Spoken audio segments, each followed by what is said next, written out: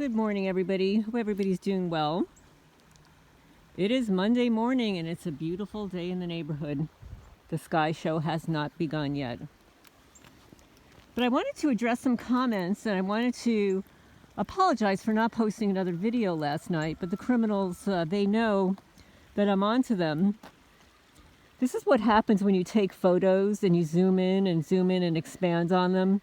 You can see things that you normally wouldn't see, particularly with a camera that they have altered. Like this one, when I post it, you'll see that it's very blurry. But thank you for the reminder about spreading additional salt on the glass. I'm not going to save it for the sheriff's department. I don't know when I'm going to be there, and I already have enough stuff to dump on their laps.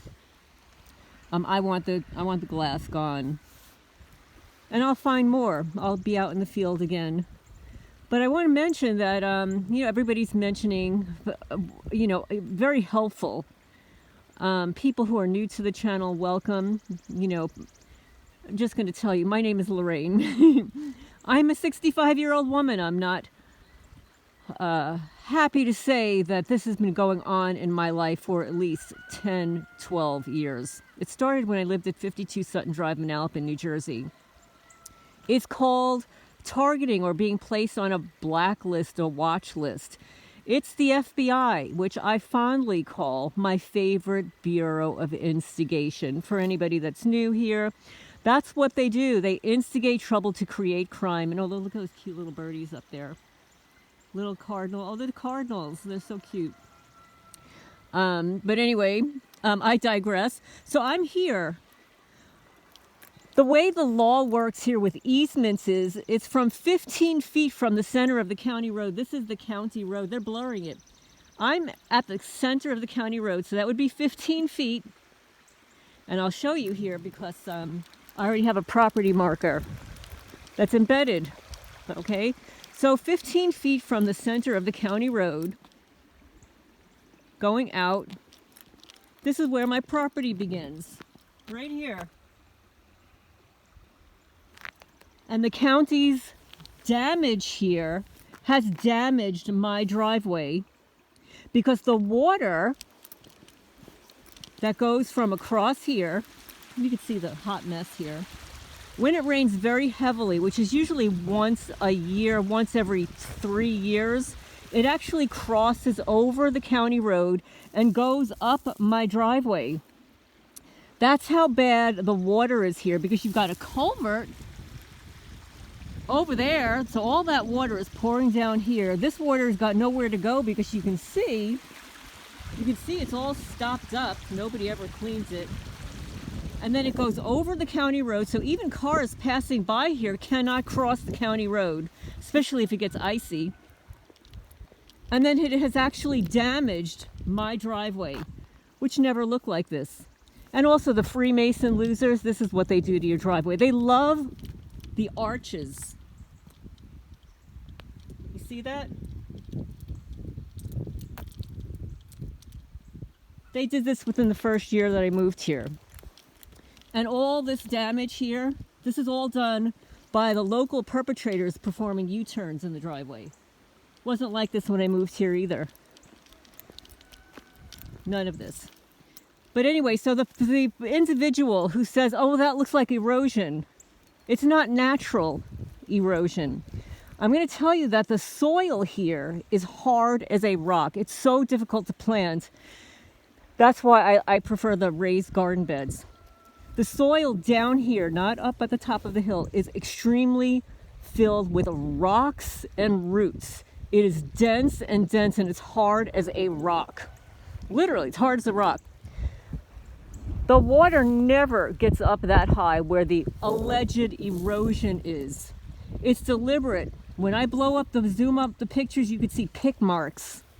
Okay, you can see pick marks there. And it's also behind my house, and you could see down there, the grass is growing all over the bank. It goes down to the water. And that's the way it is here. That was done over a weekend. Okay, somebody came onto the property, and that is past the easement. For those people that are saying, oh, it's the easement and people are walking on it and creating the erosion, it is past the easement. This is my property marker. Right there. Okay, so I'm going to show you here. I have written so many letters to the local judge who's in charge of the road department about repairing this. I've even called the Kentucky Waterways Department. They're all complicit. Nobody ever came out here to see what was being done to the waters and how last summer the fish were trapped. They had nowhere to go because we had very little water. And because of the buildup of rock, it created an area where the fish were trapped. They had nowhere to go. Nowhere to go.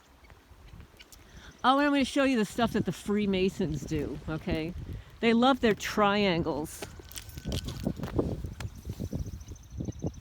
They create their little triangles.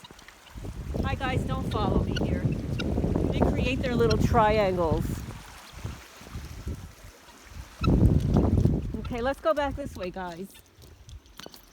So I want to tell you something. Everybody's saying, oh, you can't sue the state or the county or whatever. Well, I discovered something. It's sort of like placing them on notice. It's called a notice of claim. Every state has it. Every state has different laws with regard to property and personal damages incurred in the state that you live. And this is what happens when you file police reports, when you have signed witness statements, and the county lawyer thinks that he can tell the sheriff's department what to investigate and what not to investigate because he's part of the organized crime, corrupt gang unit here. It's called a notice of claim. You have a certain amount of time to file a notice of claim after the injury, meaning after the property damage. So for a targeted person, you might be filing notice of claims before you file a lawsuit, or notice of claims to place people on notice, let them aware of what's happening. Even if you don't file a lawsuit, you file a notice of claim and you document what losses you have incurred, physical or property. In some states, it's 30 days, 60 days, 90 days. If you're a targeted person, you're incurring this repeatedly, you can file multiple notices of claim. So just remember that. I've got popcorn out. Popcorn ran out last night. Popcorn. See, he looks so much like that new cat. Say hi, Popcorn. You want to go in the house? Say, what happened? The criminals put me to sleep. By the time I woke up, you thought that it was daytime because I opened up the door to your house and you ran out thinking it was time to wake up, but it wasn't.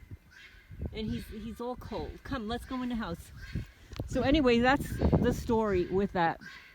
I will post additional videos.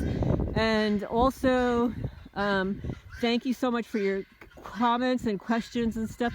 And yes, targeting does follow you wherever you go. There's usually a lapse time between the time that you're moving, the time you get settled where you live. I was living in my car for 6 weeks, and they did start targeting me probably a few weeks after I moved here. Although, within 3 days of my living here, they stole 4 of my cats. 4. Out of a pod. So here's the stray that was dumped. Wait, let me see. He looks so much like Popcorn. Right there. There he, hi, big boy. You look so much like Popcorn. You do. You do. You do. You got a cuter little meow. Oh, look how cute you are. You want to say hi, YouTube? YouTube. Hi, look how cute I am. I'm doing the little worm dance. Whee! Say hi. See, I look different than popcorn because I have a little black dot underneath my nose. Right? I've got a little black dot. Popcorn doesn't have that black dot. But anyway, yes, so there is, yes, it does. It will definitely follow me. But I don't need to live in a property where everybody knows the property.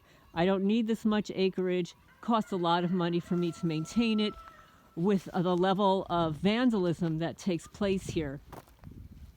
And I guarantee that there are going to be a lot of people on the East Coast that are going to be dying, literally wanting to move here.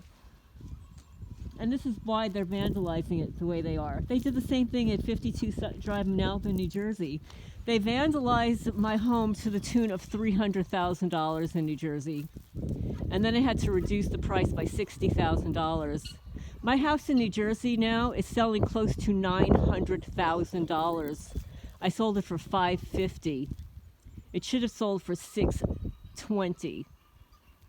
Yeah, and a copper. One of their copper buddies bought my house. And no, you don't know who's buying your house. You don't know what they do for a living until after they make the offer and start the paperwork, right?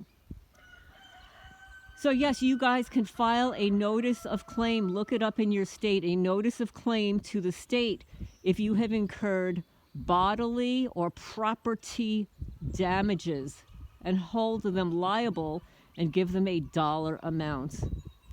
They can choose to do something or do nothing, and then after you file a notice of claim, then you can file your lawsuit. But that's the procedure. They want you to file a notice of claim first. It's placing them on notice. It's saying, hey, I've been injured here. You can make good on it or you're getting sued.